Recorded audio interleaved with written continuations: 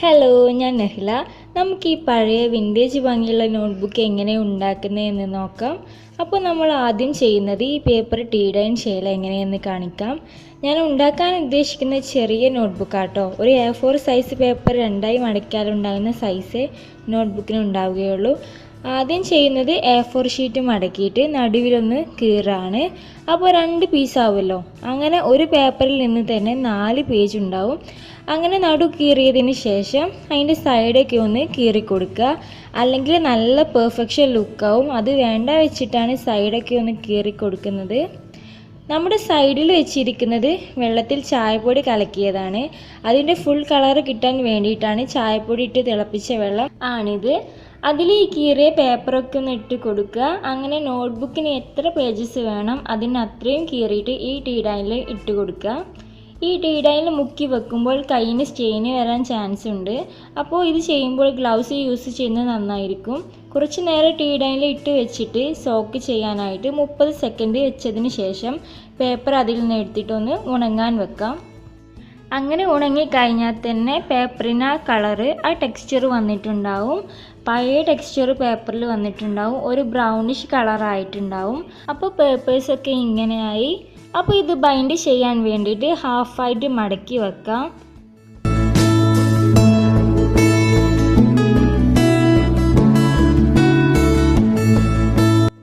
അങ്ങനെ ഇപ്പോൾ ഫുള്ള് മടക്കിയിട്ടുണ്ട്. ഇത് ടോട്ടലി 21 ഉള്ളത്. അപ്പോൾ ടോട്ടൽ നമുക്ക് 42 പേജസ് ഉണ്ടാവും. അപ്പോൾ ഇത് ബൈൻഡ് ചെയ്യാനായിട്ട് എളുപ്പത്തിന് നമുക്ക് 3 പാർട്ടാക്കി തിരിക്കാം. 21 ആണല്ലോ ഉള്ളത്. അപ്പോൾ 7 വീതമുള്ള 3 പാർട്ടാക്കി കൊടുക്കുക. ഇനി ഓരോ പേപ്പറിൻ്റെ അകത്ത് ഓരോന്ന് വെച്ചിട്ട് അങ്ങനെയുള്ള 3 പാർട്സ് അങ്ങനെ പാർട്സാക്കി കൊടുക്കുന്നത് ബൈൻഡിങ് എളുപ്പമാവാൻ വേണ്ടിയിട്ടാണ്. ഒരുപാട് കട്ടിയുള്ള പേജിൻ്റെ ഉള്ളിൽ കൂടെ തുന്നുന്നതിൽ എളുപ്പം ചെറിയ ചെറിയ പാർട്സുകളാക്കിയിട്ട് ചെയ്യുന്നതാണ്.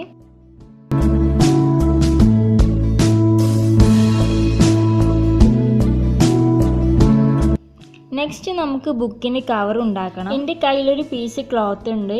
ഇത് വെച്ചിട്ടാണ് ഞാൻ കവർ ഉണ്ടാക്കുന്നത്. നമുക്ക് വേണമെങ്കിൽ വേറെ ടെക്സ്ചറുള്ള ക്ലോത്തൊക്കെ യൂസ് ചെയ്യാം. ഈ ജൂട്ടിൻ്റെയൊക്കെ ക്ലോത്തൊക്കെ ഉപയോഗിച്ചിട്ടും ചെയ്യാം. അപ്പോൾ നല്ല ഭംഗിയുണ്ടാവും.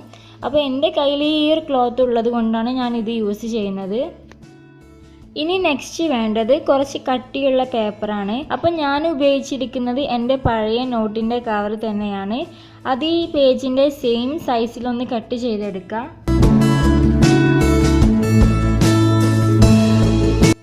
എന്നിട്ട് നേരത്തെ സൈസാക്കി കട്ട് ചെയ്ത് വെച്ച ക്ലോത്തിൻ്റെ പീസിലൊന്ന് സ്റ്റിക്ക് ചെയ്ത് കൊടുക്കുക. ഞാൻ ഗ്ലൂ ഗൺ യൂസ് ചെയ്തിട്ടാണ് സ്റ്റിക്ക് ചെയ്യുന്നത്. ആ പേപ്പർ വെക്കേണ്ടടുത്ത ഡിസ്റ്റൻസൊക്കെ നമ്മൾ എത്ര പേജാണോ യൂസ് ചെയ്യുന്നത് അതിനനുസരിച്ച് ഡിപ്പെൻഡ് ചെയ്തിരിക്കണം. അതൊക്കെ മെഷർ ചെയ്തതിന് ശേഷം മാത്രമേ പേപ്പറൊക്കെ ഒട്ടിക്കാൻ പാടുള്ളൂ.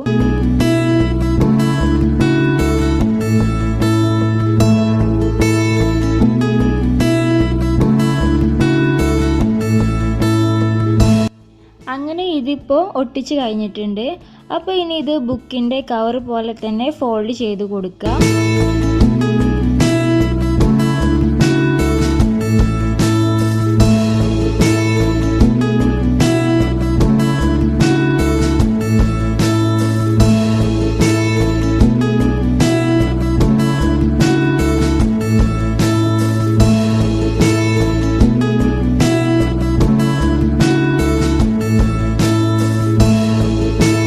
ഹോട്ട് ഗ്ലൂ ഉപയോഗിച്ചിട്ടാണ് നല്ലത്. അതാകുമ്പോൾ പെട്ടെന്ന് ഉണങ്ങി കിട്ടും.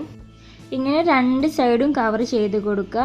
അങ്ങനെ ഇപ്പോൾ ബുക്കിൻ്റെ കവറൊക്കെ റെഡി ആയിട്ടുണ്ട്. ഫുൾ കവർ ചെയ്ത് കവർ റെഡി ആയിട്ടുണ്ട്. അപ്പോൾ ഇനി പേപ്പേഴ്സൊക്കെ ബുക്കിന് ബൈൻഡ് ചെയ്യാൻ കൂടെ ഉള്ളൂ. കറക്റ്റ് ഫിറ്റ് ആവുന്ന രീതിയിലൊക്കെ സെറ്റ് ആയിട്ടുണ്ട്. അപ്പോൾ ഇനി ബൈൻഡിങ് എങ്ങനെയാണെന്ന് കാണിക്കാം. ബൈൻഡിങ്ങിന് നമുക്കൊരു സൂചിയും വേണം. പിന്നെ ഞാൻ നൂലായിട്ട് ഉപയോഗിച്ചിരിക്കുന്നത് കട്ടിയുള്ള നൂലാണ്. കോർക്കേണ്ട അറ്റത്ത് കുറച്ച് പശ ആക്കി കൊടുക്കുക. അപ്പോൾ സൂചിയിൽ കോർക്കാൻ എളുപ്പമായിരിക്കും. അപ്പോൾ സൂചിയിൽ കോർത്ത് കഴിഞ്ഞ് ഇനി നോക്കേണ്ടത് ഏത് ഭാഗത്താണോ പേജ് വരേണ്ടത് എന്നാണ്. ഇത് ശ്രദ്ധിച്ചിട്ട് വേണം ബൈൻഡ് ചെയ്യാൻ. കാരണം ബൈൻഡ് ചെയ്ത് കഴിഞ്ഞാൽ പിന്നെ എന്തെങ്കിലും മിസ്റ്റേക്ക് വന്നു കഴിഞ്ഞാൽ പിന്നെ ആദ്യം മുതലേ ചെയ്യേണ്ടി വരും. അപ്പോൾ പേപ്പറൊക്കെ എവിടെയാണോ സ്റ്റിച്ച് ചെയ്യേണ്ടതെന്ന് നേരത്തെ ഉറപ്പാക്കിയതിന് ശേഷം മാത്രം സ്റ്റിച്ച് ചെയ്യുക. അപ്പോൾ ആദ്യത്തെ പാർട്ട് പേപ്പർ വെച്ച് എന്നിട്ട് ചെയ്തത് ഏത് ഭാഗത്താണോ അത് വരേണ്ടത് അത് മാർക്ക് ചെയ്തതിന് ശേഷം അതിലൂടെ സൂചി ഇട്ടതിന് ശേഷം പുറത്തിട്ട് ഉള്ളിലോട്ട് സൂചി ഇട്ടു. ഇനി നെക്സ്റ്റ് ചെയ്യുന്നത് അത് രണ്ടും കൂടെ കൂട്ടി കെട്ടുന്നതാണ്. അപ്പോൾ ഫസ്റ്റിലെ ബൈൻഡിങ് കഴിഞ്ഞു. ഞാനൊരു പാർട്ടിൽ 2 ബൈൻഡിങ് ആണ് ചെയ്യുന്നത്. അപ്പോൾ ഇത് താഴെ ഇങ്ങനെ വന്നു. ഇത് ഇതുപോലെ തന്നെ മുകളിലും ഒരു സ്റ്റിച്ച് ചെയ്ത് കഴിഞ്ഞാൽ ആ പാർട്ട് അവിടെ ബൈൻഡായി.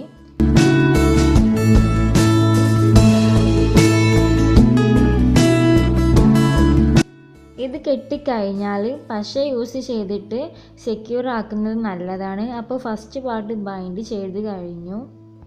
ഇനി ബാക്കി 2 പാർട്ടും ബൈൻഡ് ചെയ്യാം.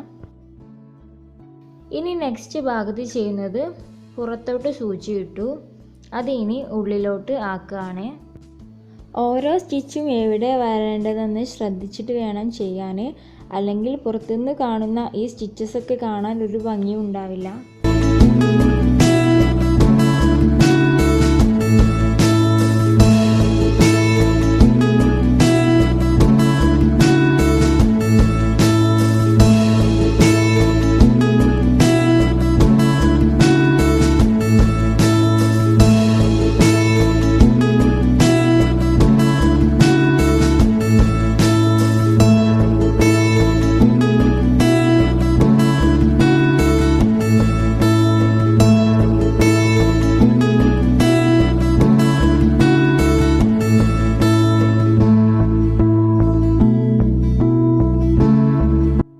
അപ്പോൾ ബൈൻഡിങ് ഒക്കെ കഴിഞ്ഞ് പുറത്തുള്ള സ്റ്റിച്ചസൊക്കെ ഇങ്ങനെ ആയിട്ടുണ്ട്.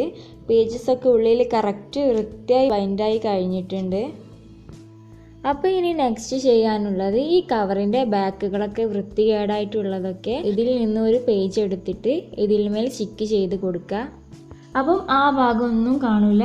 ഇനി കുറച്ചും കൂടെ ഒരു റെസ്ട്രിക്റ്റ് ലുക്ക് കൊടുക്കാൻ വേണ്ടിയിട്ട് നമുക്ക് ഈ പേജിൻ്റെ സൈഡിലൊക്കെ ഒന്ന് ബേൺ ചെയ്ത് കൊടുക്കുക.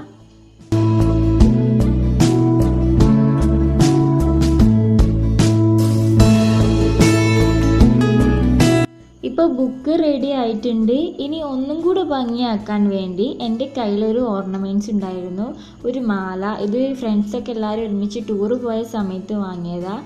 ഇതിൻ്റെ സൈസൊക്കെ നമുക്ക് അഡ്ജസ്റ്റ് ചെയ്യാൻ പറ്റും. ഈ ബുക്കിന് പാകാവുന്ന രീതിയിൽ സൈസൊക്കെ അഡ്ജസ്റ്റ് ചെയ്ത് വെച്ചതിന് ശേഷം ലോക്കറ്റ് ഇതിൻ്റെ അകത്തൂടെ പുറത്തിട്ടിട്ട് ലോക്കാക്കുന്ന രീതിയിൽ വെച്ചിട്ടുണ്ട്.